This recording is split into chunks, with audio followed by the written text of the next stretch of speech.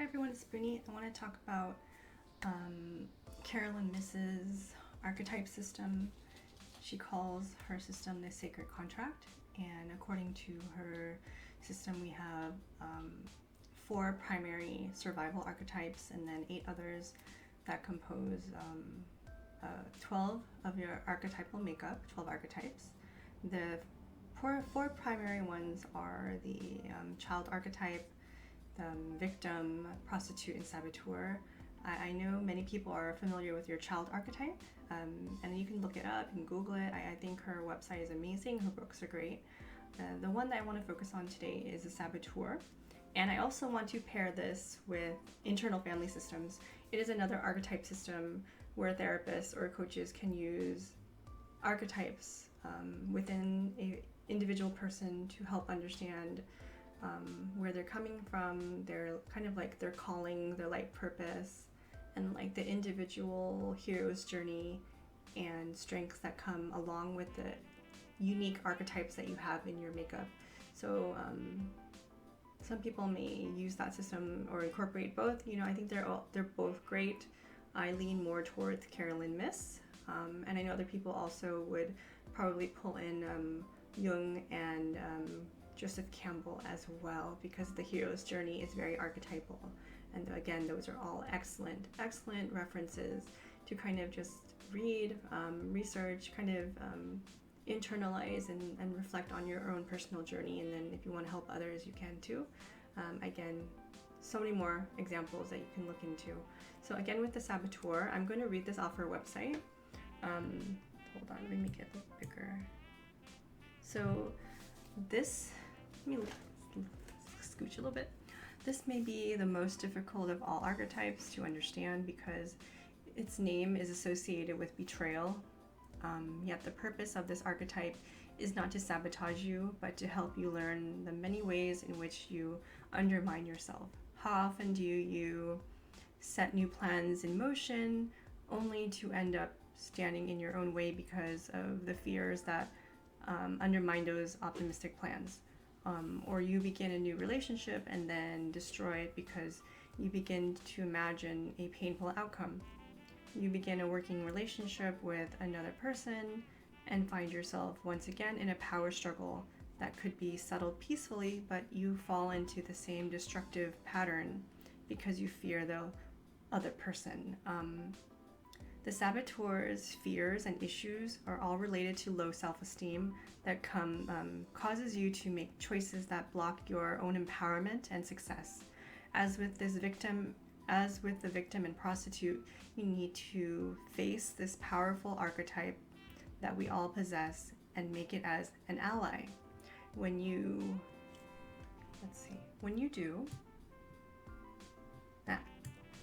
do, you make choices that block your own empowerment and success. Oops, hold on, where'd it go? When you do, you will find that it calls your attention to situations in which you are in danger of being sabotaged or of sabotaging yourself. Once you are comfortable with the saboteur, you learn to hear and heed these warnings, saving yourself untold grief. Yep, from making the same mistakes over and over. Ignore it, and the shadow saboteur will manifest in the form of self-destructive behavior or the desire to undermine others. So to learn how to become aware of the action of your saboteur within, ask yourself these questions. What fears have the most authority over me? List 3. What happens when a fear overtakes me? Does it make me silent? Do I allow people to speak for me? Do I agree to some things out of fear that I otherwise would not agree to? Have I let creative opportunities pass me by? How conscious am I in the moment that I am sabotaging myself? Am I able to recognize the saboteur in others? Would I be able to offer others advice on how to challenge one's saboteur? If so, what would it be?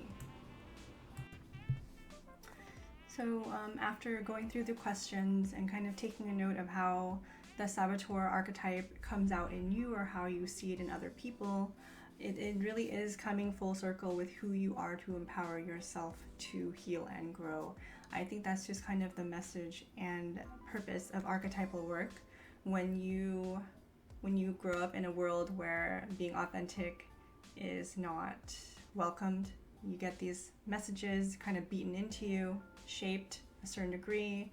Even the systems of families and communities that you belong to are shaping the archetypal makeup and their expressions over time. And so it is very complicated, very messy for sure. And whenever you are feeling like you're ready to take these small baby steps towards healing and embracing who you authentically are, looking into your archetypal makeup can really help for those of you who do think archetypally. Again, the primary 4 survival archetypes are the child archetype, the prostitute, the victim, and the saboteur. And we're focusing mainly on the saboteur archetype because I think it's very misunderstood. We do sabotage ourselves, it may look like little things where we repeat the same pattern over and over again. And I know she says the term is related to low self-esteem. Usually I tend not to address self-esteem, but I do think that it is a concept of self-worth that we do have to consider sooner or later. The way that you allow people to treat you is a direct reflection on your self-esteem and your personal worth and your value. It could be related to personal safety. It could be related to access to resources.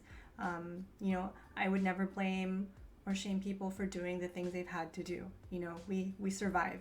We do what we need to do to survive. And yet, sooner or later, we come to a place where we can be free from the patterns that we have been committing just because they're patterns. We slowly accumulate new information, or we see different ways of living life. We see that, oh, this person is no longer being sabotaged. No, they're not repeating a pattern that they used to repeat over and over again. I noticed that change. So they took their saboteur archetype and made it an ally. They looked at their patterns and realized that the empowerment comes from within. It comes from themselves, and they set boundaries. They allowed people limited access to their life when they had more power in the past, and that again can be related to your self-worth. A lot of us who were small, feel insignificant, allow people to mistreat us, allow people to dismiss our voice and our opinions. That can come from a place of low self-worth. And again, it's not good or bad, it's just how we were shaped over time. Little bits add to big pieces where people and situations have slowly taken away from us. They take parts of our identity, they chip away at us, and they make us really small. And then we go through potential shadow work.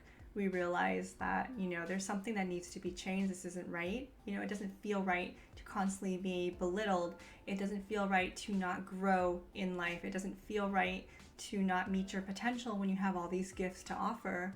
Or it doesn't feel right to be around certain circles where people constantly gossip about you. They make fun of you. They don't see what your gifts are, and they're telling you to do something else. Like, certain people will sabotage you. So here's my link to another archetype. It's what some people would call the energy vampire.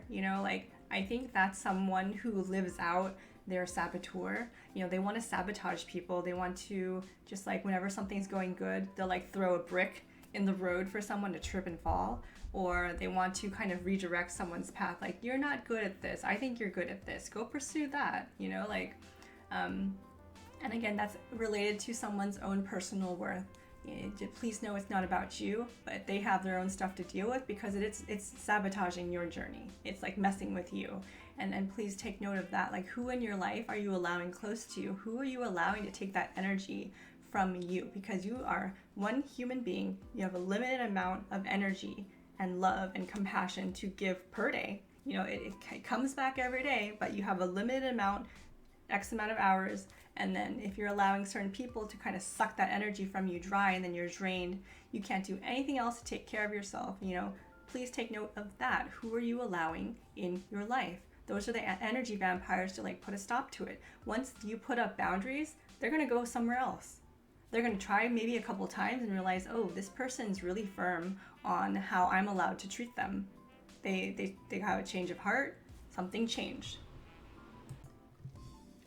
So, final note on working with your saboteur archetype is to think about everything in terms of, you know, the things you're doing, whether it's for your personal growth or it's inhibiting your growth. That's basically, if we could summarize it very simply, are you doing things in your life that are going to help you grow? Are you doing things in your life that are going to sabotage your growth? And that, again, I think that it can be paired with how we value ourselves, our personal worth. And, you know, I think that, you know, there's a cultural component to it, there's a gender component to it, there's mental health components to it also, but also it's sooner or later there will also be this individual personal empowerment component where we think that, you know, I do have a right to more in life. I have a right to be heard. I have a right to be valued, and what I'm receiving right now does not reflect my beliefs and wants and how I want to be treated. It doesn't reflect on my goals in life. And so, like, you have a goal in life, you have an idea, you want to try a new job or something, or be in a relationship that nurtures your growth, you know, make you feel love, and yet you're in this relationship or pursuing a path that doesn't reflect that, you know, again, you're potentially sabotaging yourself. You're potentially stopping yourself by repeating these sabotaging patterns that we do because it's comfortable. We do it because it's like a default thing to do. We do it because we get the messages, you know, subliminal messages, stereotypes, and the socialization that we're not worthy of more than what we are given. And so to overcome a lot of this really is to kind of delve into what we're personally doing to reflect on these patterns. And again, okay, I'm doing these patterns, I'm sabotaging myself. What can I do to stop now? What can I do to give myself baby steps and credit to try something different? It may be uncomfortable, you know, it may be uncomfortable to give yourself more permission to take up space.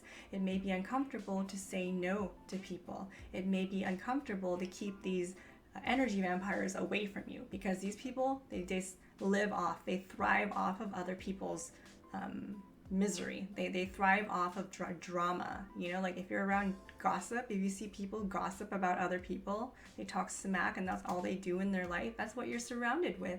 And so please take note of that.